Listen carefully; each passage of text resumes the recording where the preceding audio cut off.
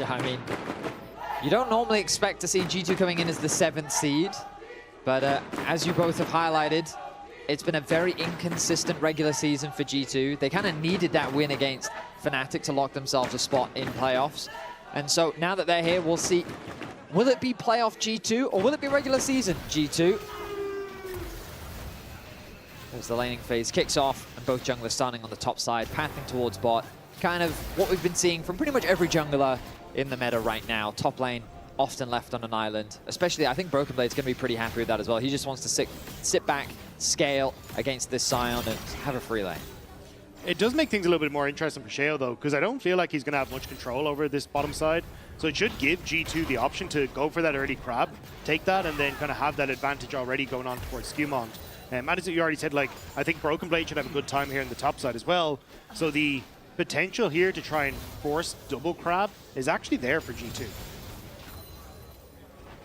Yeah, you can use those pushing lanes to really allow yourself an easier route through the jungle. SkewMond will be spotted on a ward as he goes over to his Razor Beaks. I don't believe Sheo's been spotted anywhere, but the expectation is that he'll just try and power farm. Mundo's so quick on his first clear. You can see already almost a full camp ahead of SkewMond on this pick. And Sheo's had a really good time on this as well. Only lost one of the 4 games that he brought it out in regular season, LEC versus. Don't really know what to call it sometimes because I'm used to so used to saying winter. It's not winter, it's just LEC versus, but we're still in LEC versus. We're still in the playoffs. Because if you looked outside, it's definitely still winter. Yeah. One of my favorite German expressions is das ist Schnee von gestern, which means that is yesterday's snow or like yesterday's news. But it's Schnee von every Tag at the moment. It's every day. It's just snow. On every Tag. Alles Tag or whatever. I don't know. I don't speak German, guys. I don't know why I brought it up. Let's get back into League of Legends. As Rob said, as we were building up to this match, it's been a pretty one-sided story as Serin is going to lose the egg here. Caps with the Ghost looking for a little bit more damage as he goes in. But won't be able to take out that Anivia. Does burn the passive for now. And pretty one-sided for Caps in the mid lane, as it has been one-sided for G2 across the course of these 2 teams head-butting. Yeah, I mean, all-time, Heretics has not been able to find that victory against G2, and they're looking to try and challenge that today. They've come with this composition as they fight for the crab, but he does secure the smite. And that mid lane death is one of those weird ones where you could even argue that it was tactical in a sense, just because you get all of your HP back after taking a couple of rough trades. Forces as well the Ryze to go back to base, and the wave is now in a really good spot for the Anivia, getting an early tier, so going to be pretty happy with that. Now I will say, as a small, oh hang on, this second crab. So SkewMond does have smite, and BrokenBlade's already worked his way down from the top side. I think Sheo and Serin should just back away, and it looks like that's exactly what they're doing. Sheo's smite still half the way before it's back off cooldown. SkewMond will get it, crystallize down. SkewMond takes a bit of damage in response. The root coming out is the flash forward from Sheo, looking for more damage onto SkewMond here, who does have a flash and will use it over the wall. Escapes with a cleaver, still clipping his back. Yeah, it looked like Serin wasn't ready for the play from Sheo there, but Sheo flash in front of it. I mean, it burns the flash on SkewMond, sure, but not really any follow-up there from Heretics. Yeah, I think that it was more of a reactive thing where Sheo saw an opportunity and he tried to force it, but I don't blame Serin for not being ready. The heal comes through. And the bomb's going to be ignited. Magical Journey rooted, but he gets through to the other side of that portal just in time. We'll not even eat up those Caretaker's Shrine, just recalls, and we'll get back to the lane with the Home Guard Sten. Still looking here. Ghost Water dive forward. Bone Skewer doesn't connect onto Hansama, who can just walk away. Trading happening across the rift right now. HP is getting lower and lower. Base wants to come through from Serin though.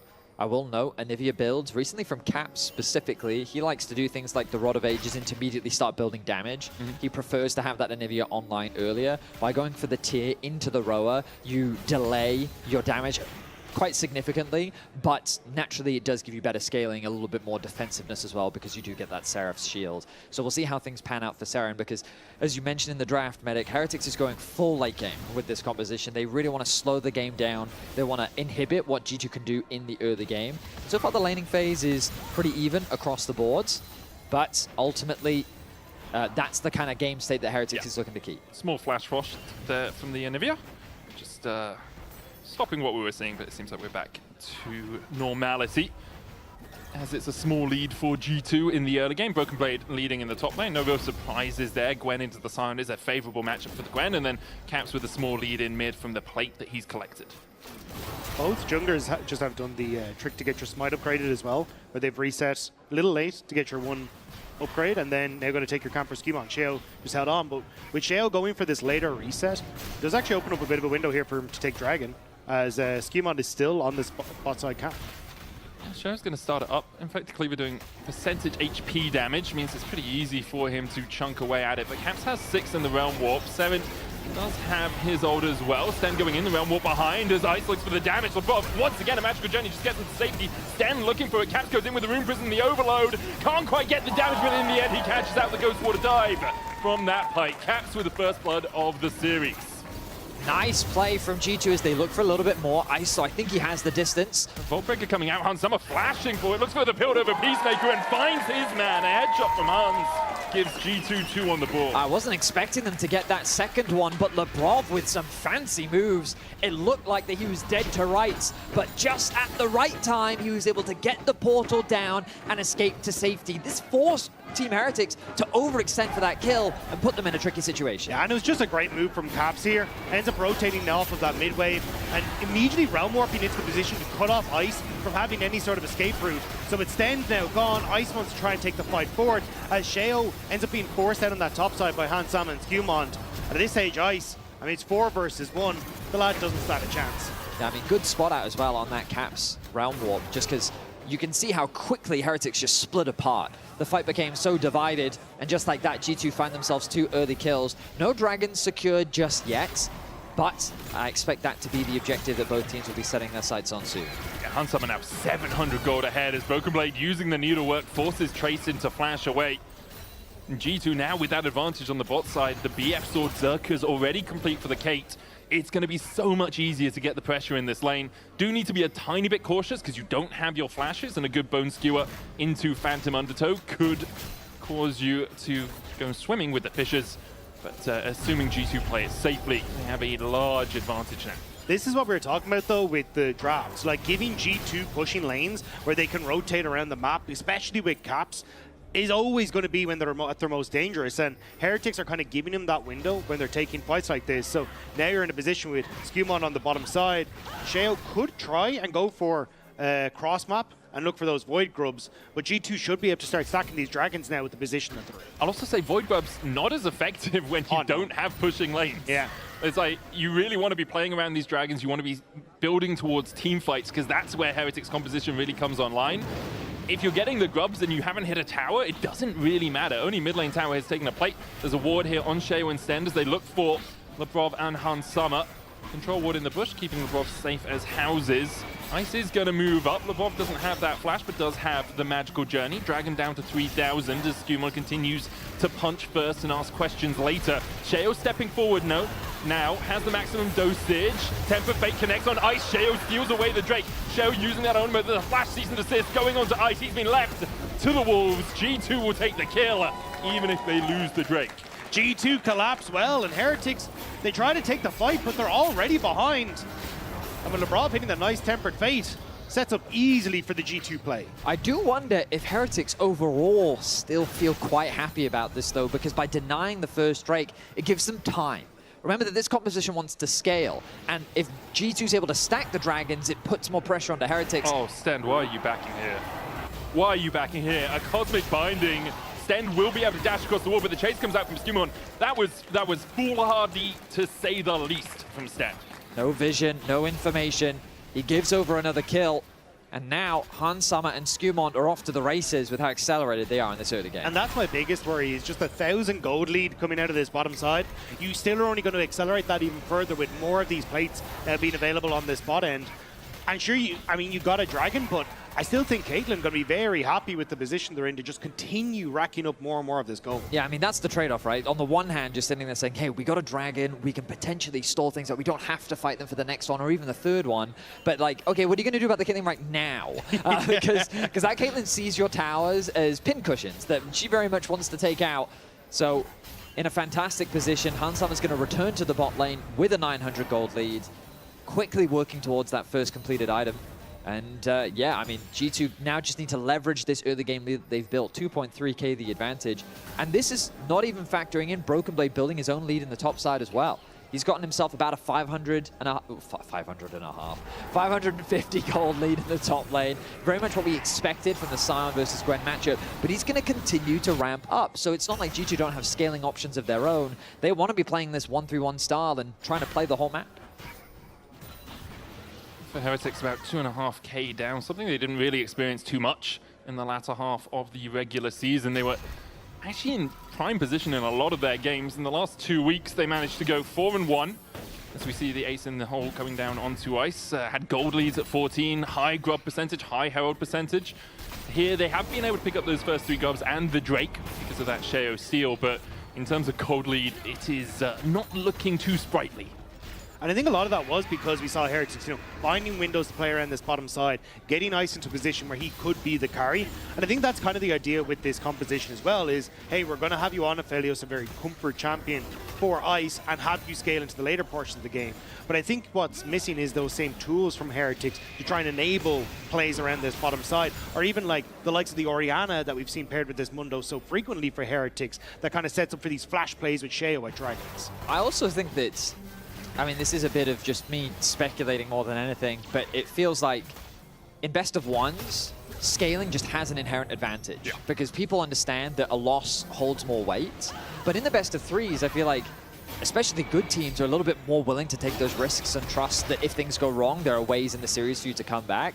And so this constant scaling approach, I don't think is as reliable, at least in the LEC, just because teams are willing to be more aggressive and take more risks. And so far for G2, a lot of the skirmishes, a lot of this aggression is paying off. And I think, well, I was just going to agree with you, Betty. Like, the reason we're seeing this pay off for G2 is because they're going, hey, we have a pushing lane, let's make plays. Oh, Ice clipped by the Tempered Fate. A snap trap underneath his feet. Immediately uses the Moonlight Vigil with the Severin to try and heal himself up, and it is enough. Good rotation of the guns, but with the Realm Warp coming in, Ice now needs to dodge the ace in the hole. Caps going forward, doesn't tank the tower. Labrov does instead, takes a couple of tower shots. Hans Summer gets the headshot for the shutdown, and Caps will get another 6-0 now, G2. Great roam from Caps to help out on the play, making sure they're able to solidify the kills, more plates, and you've even got SkewMond covering that mid push as well, so they don't overall lose out too much on the play. This is classic old school Caps, the man that spent very little time in mid lane and more time roaming around the map. He gets a nice Realm Warp in. You can see he pushes in that mid wave, moves into the Fog of War. There is that ward that's supposed to spot him, but I don't actually think it sees him move into the... I mean, they even ping it out, so he's able to sidestep it. Heretics take that chunk of damage and just overall great coordination between both the bot lane and mid lane to say, hey, I'm going to chunk Ice down, even if he lives. You've got the ulti, right? Cap says, yes, I come, I make the play. They get 2 kills. Also, nice use of the Ghost. So pops the Ghost as he teleports in, so he's able to get in, get the root, and still step out of tower range before Sten is able to CC him. So just really overall nicely played by Caps. And now with the role quests done, this Caitlyn is unlocked on the map. Hans Summer's moving over towards mid lane. Ice yet to complete that. I imagine he will be done relatively soon, but that small advantage that Hans has, he can quickly accelerate this to the rest of the map. G2 playing really well through their bot side so far in the game. Heretics unlikely to pressure for this Drake. I say that as Sheo steps straight into the face of Caps. Will lose his passive, goes where he pleases, means that he will be CC'd next time. Labrov with the magical journey out, the ignite ticking on him.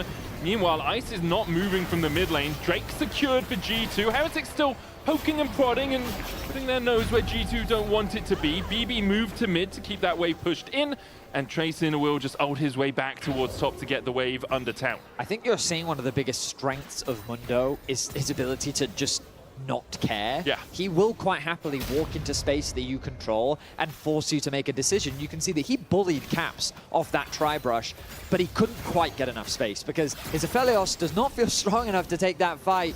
And so while Heretics postured quite well and he put some decent pressure down onto G2, ultimately it is still a dragon secured for G2. Yeah, and I think you're kind of seeing G2 fall back into old habits that were good for them, which is just how do you use your waves to get into positions that make it untenable for Heretics to really do much. BrokenBlade pushed top, went to cover mid, fought against the Aphelios, and the Aphelios were like, well, now I can't actually roam, so it's 3 versus 4 on Dragon. Good luck, lads. And I think this is where, again, G2 are just so good. Sheo's going to try and chase down Caps here. There's the Heartsteel proc, nice clonk for him, an Infected Cleaver landing, Tempered Fate coming out, Caps almost steps to the side of it. Labrov's going to put a Magical Journey in, looking for that Cosmic Binding, but can connect onto Sheo as he goes to the other side of the wall.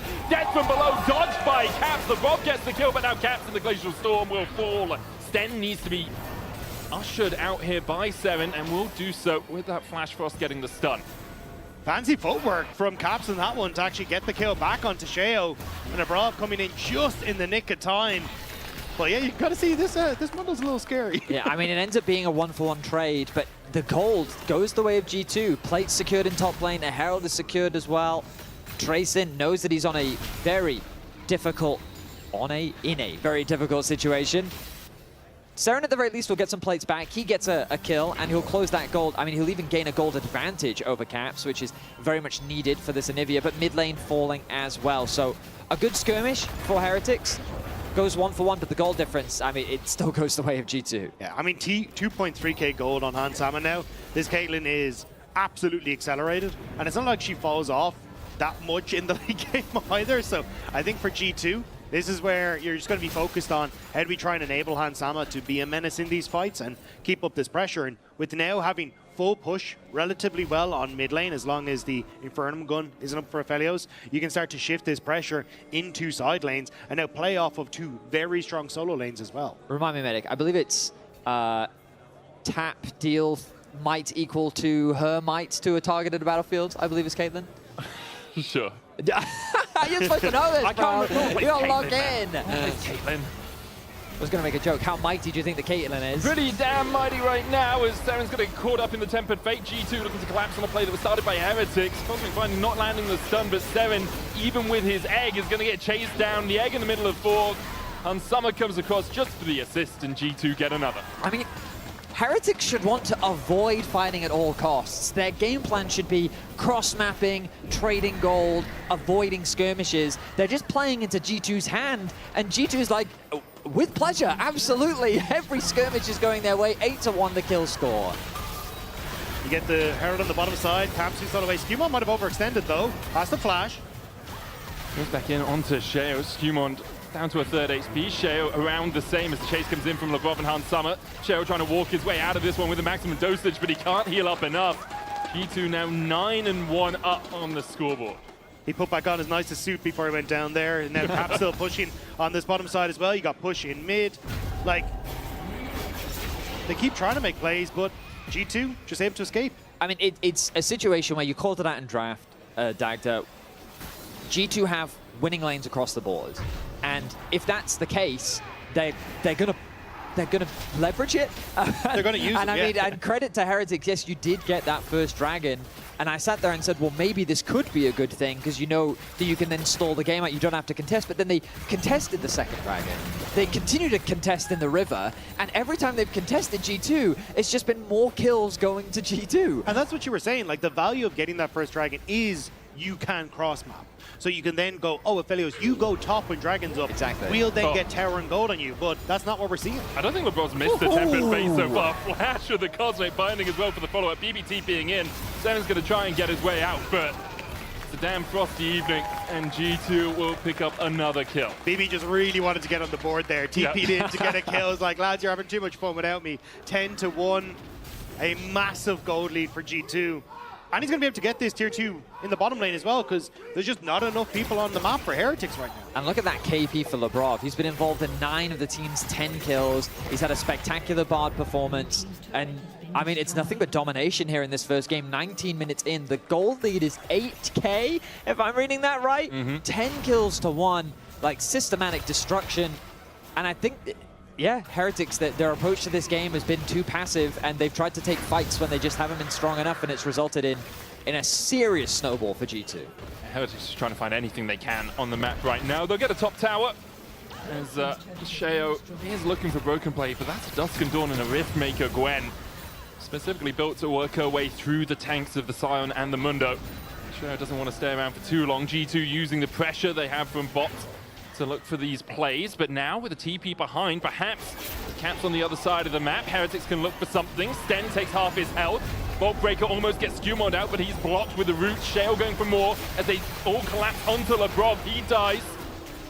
Death from below coming out from Sten gets themselves a little bit more gold. It's Sheo who shares the purse, so he'll be able to go back and pick himself up something nice and shiny. So Heretics are able to get the pick and relieve some of that pressure, especially with Baron up and available. It means that you're not able as G2 to start getting some of these towers knocked down and continue to put pressure onto Sheo's jungle, forcing him to fall further behind.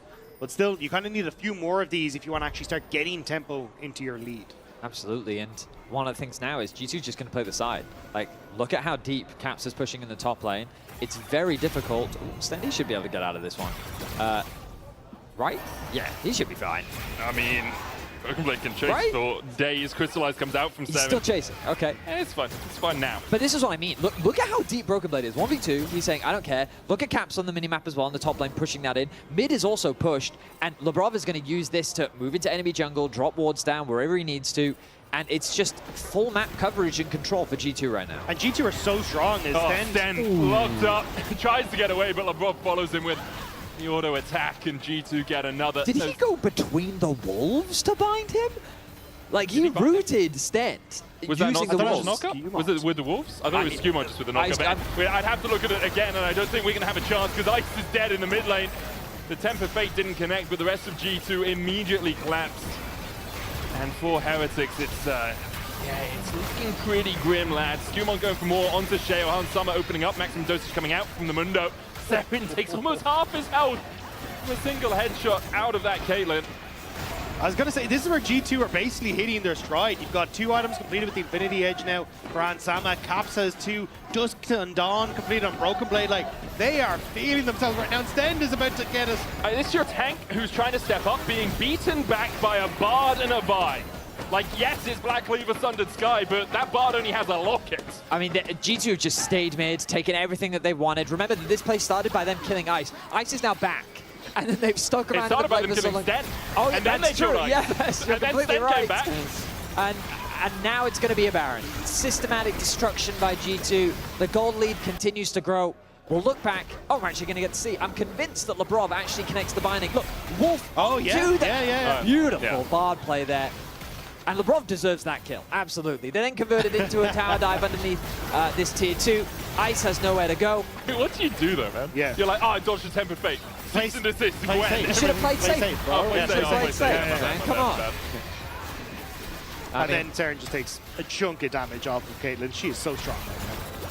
Yeah, I mean, I wish there was more to break down, but really we're just commentating G2 slaughter Heretics in this first game. Heretics are breaking down. We don't need another one. Absolutely, absolutely. Right now, this is just a one-sided affair, kill after kill. Ultimately, it all comes back, and Rob and I were already talking about it earlier. If you're going to play this much scaling, you have to constantly avoid your opponents. It is all about creating numbers on one side of the map and cross-mapping. If they go for Dragon, you go for Grubs. If they go for Herald, you go for Dragon. If they go bot, you go top. You should be avoiding skirmishes and finding picks wherever you can, because G2, they want to play the map. They want to split you up, and what you're seeing on your screen right now, no 5v5s. It is not a front-to-back team fight. It is G2 going for pick after pick after pick, leveraging the strength of their comp, which is we excel in the 2v2s and the 3v3s. And it means the Heretics constantly have to overload and find picks. And as long as SkewMond gets out, well, Caps now has access to the bot lane turret. So as Heretics, you have to disappear. Temper Fate onto Serin. Caught out by Labrov. Flashes away from the Cosmic Binding, but may or may not have landed the stun.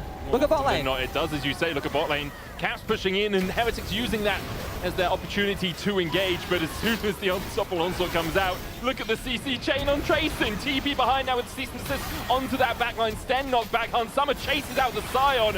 Meanwhile, Serin is going to fall in the middle of the fight into that egg and then scrambled up by G2. A desperation play from Heretics as they tried their best to create a 4v3 in the top lane. The whole map is falling apart. Caps is going to get an inhibitor. He's going to use the Baron-empowered minions to deal damage onto these inhibitor towers, and as Ice tries to wave clear, that opens up the top lane. We were so close, guys. If this game had ended in 6 seconds time, it would have been the fastest of LEC versus. They're not going to have that accolade to put on their mantelpiece, but G2 have systematically destroyed Heretics here in game 1, pushing towards the Nexus at 24.5 minutes. BrokenBlade pulled in, but just dashes away, and G2, in such rapid fashion, just wipe away the Heretics. The Nexus down to half. Sheo uses his ultimate, a Tempered Fate into the